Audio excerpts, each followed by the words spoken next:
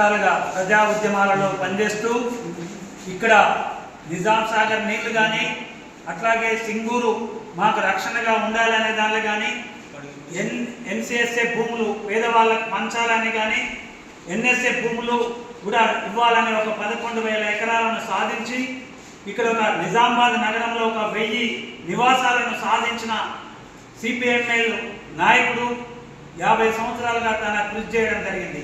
అదే కాకుండా కళారూపాలని కూడా అన్ని సిరిసిల్ల, జగిత్యాల, వేములవాడలో కళారూపాలను ఇవ్వడం జరిగింది. పటేల్ పట్వారి దానికి వ్యతిరేకంగా ఉంటూ దాన్ని పనిచేయాలని ఎన్నో కళారూపాలను ఇచ్చిండ్రు. ఆ యోధుడు మన నుంచి దూరం అయ్యి ఈ నెల రోజులు కావస్తుంది. ఈ నెల 12న సిపిఎంఎల్ న్యూ డెమోక్రసీ నాయకత్వంలో మున్నూరు కాపు కళ్యాణ మండపం అరసాపల్లిలో సంస్మరణ సభ జరుగుతుంది. దాన్ని విజయవంతం చేయాలని చెప్పేసి కోరుతున్నాను.